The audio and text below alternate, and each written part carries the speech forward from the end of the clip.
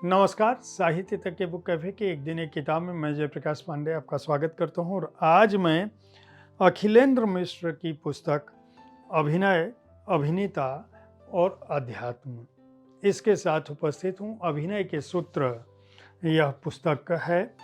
अखिलेंद्र मिश्र भारतीय रंगमंच और सिनेमा का बड़ा नाम, बड़े एक्टर, लगभग 4 दशक से अधिक समय से वे रंगमंच और सिनेमा के क्षेत्र में सक्रिय हैं। लगान, Sarfarosh, the legend of Bhagat Singh, गंगाजल, वीर गति, वीर जारा, रेड्डी, अपहरण, अंतर्द्वंद, हलचल जैसी फिल्मों में काम कर चुके हैं। उनकी अपनी एक पहचान है बतौर कलाकार, बतौर अभिनेता, लेकिन उन्होंने जो कुछ सीखा रंगमंच के क्षेत्र में, सिनेमा के क्षेत्र में, और जो बारीकियां उन्होंने अभिनय क्षेत्र की महसूस की, उसे इस पुस्तक में देने की कोशिश की है। और इसलिए भी देने की कोशिश की है क्योंकि उनका यह मानना है कि जो संघर्ष उनको अपने सिनेमा या रंगमंच के क्षेत्र में देना पड़ा या भुगतना पड़ा, वह आने वाली पीढ़ियों को, युवाओं को न मिले। उनका कहना है कि कोई भी स्कूल आपको एक्टर नहीं बना सकता, चाहे कितना भी बड़ा स्कूल। फिर एक्टिंग में ऐसा है क्या? उनका कहना है कि एक्टिंग किसी भी तरह से ऐसा कोई कर्म नहीं है जिसे आपको करने की कोशिश करनी पड़े। उनका कहना है कि अभिनय दरअसल अपने आप आपके अंदर प्रस्फुटित होता है, लेकिन उसके पीछे क्या कुछ हो सकता है। अगर आप अभिनय करना चाहते हैं और अभिनय की बारीकियां समझना चाहते हैं, तो उन बारीकियों को तो आप किसी भी रूप में देख के समझ सकते हैं। अखिलेंद्र मिश्र कहते हैं कि आजकल जितने भी संस्थान हैं जो आपको हीरो और हीरोइन बनाना चाहते हैं, अभिनेता और अभिनेत्री बनाना चाहते हैं, वो फिल्में दिखाकर कहते हैं कि फलाने की फिल्में देख लो, शाहरुख की फिल्में देख लो, काजोल की फिल्में देख लो, हीरो और हीरोइन बन जाओ। क्या वाकई ऐसा होता है? वो कहते हैं ऐसा एकदम नहीं। फिर युवा क्या करें जो हीरो बनना चाहते हैं? उनका कहना है कि हीरो बनना चाहते हो तो सबसे पहले अपने आप को जानने की कोशिश करो और इस बात को समझने की कोशिश करो कि यह सृष्टि और उसका निर्माण और उसके अंदर आपका जन्म किन कारणों से हुआ है, और उन कारणों में आपको यह समझने की कोशिश करनी पड़ेगी कि आप क्या कुछ कर सकते हो। उनका कहना है कि पूरी सृष्टि आध्यात्मिक है और अभिनय भी जो है एक आध्यात्मिक साधना की तरह है। अभिनेता एक आध्यात्मिक व्यक्तित्व है और रंगमंच और सिनेमा एक आध्यात्मिक यात्रा है।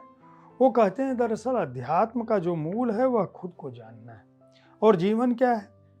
जीवन 2 हिस्सों में बटा है। एक बाहरी संसार है आपका और एक आंतरिक संसार है। आंतरिक संसार हम जो सोचते हैं, हम जो विचार करते हैं, हम जो चिंतन करते हैं, हम जो पढ़ते हैं, हमारा दिमाग हमेशा कुछ न कुछ सोचता रहता है। ऐसी चीज़ों के बारे में सोचता है जो चीज़ें हमारे जीवन में घटित नहीं भी होती हैं, फिर भी उनके बारे में चिंतित हो। हमारे सुख और हमारे दुख का कारण ज़्यादातर हमारे विचार हैं, हमारी चिंताएं हैं, हमारी सोच है।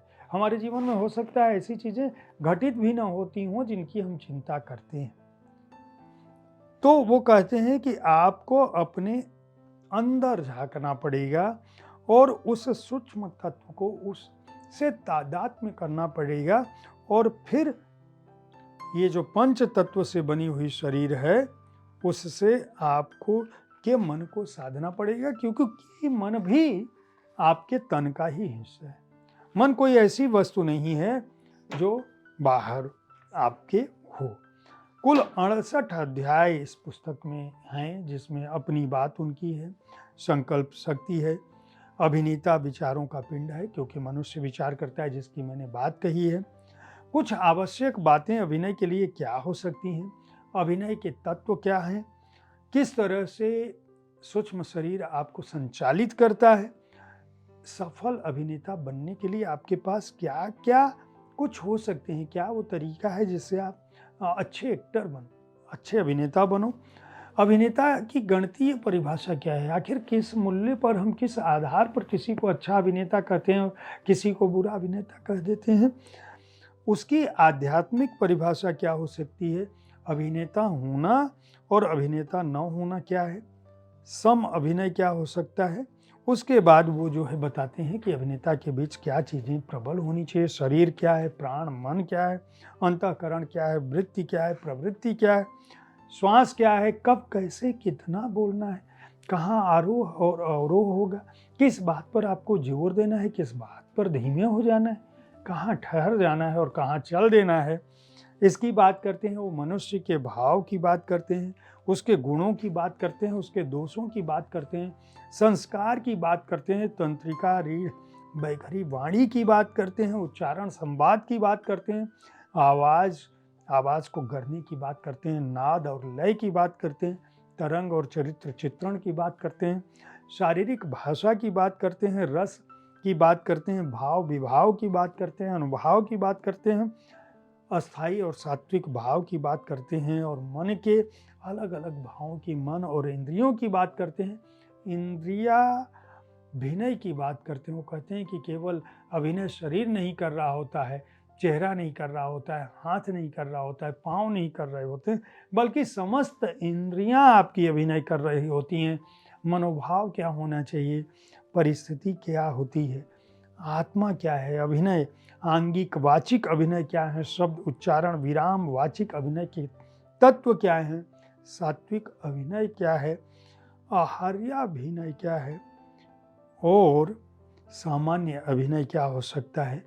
ये इस पुस्तक का हिस्सा है। इसमें संदर्भ भी दिया है, परिशिष्ट भी दिया है और जो आपकी अनुभूति है, अनुभव है, महसूस करना और फीलिंग है, उन सब की बात करते हैं। इस पुस्तक को सर्वभाषा ट्रस्ट ने प्रकाशित किया है। इससे पहले अखिलामृतम नाम की एक पुस्तक उनकी प्रकाशित हो चुकी है। सर्वभाषा ट्रस्ट ने इस पुस्तक को हार्ड बाउंड संस्करण जो है उसका मूल्य 456 रुपये है और पृष्ठ संख्या है 152।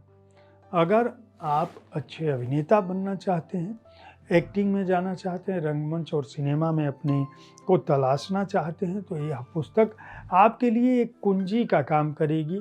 यह आपके लिए एक मार्ग निर्देशिका का काम करेगी। यह आपके लिए एक उस सूची का काम करेगी जिसे पढ़कर उस राह पर चलकर आप अपने जीवन में काफ़ी कुछ हासिल कर सकते हैं अगर आप अभिनेता बनना चाहते हैं तो। उम्मीद है साहित्य तक का यह एपिसोड आपको पसंद आया होगा। इस कार्यक्रम में आप किस तरह की पुस्तकों की चर्चा चाहते हैं उसके बारे में अपनी राय से हमें ज़रूर अवगत कराएं। हमारी कोशिश होती है कि विविध विधाओं की पुस्तकों के साथ आपके पास मैं हर दिन पहुंचूं ताकि आपको अपनी पसंद की पुस्तक चुनने में आसानी हो। कल ठीक इसी समय ऐसी ही किसी एक कृति के साथ मैं फिर मिलूंगा। देखते रहिए साहित्य तक। धन्यवाद।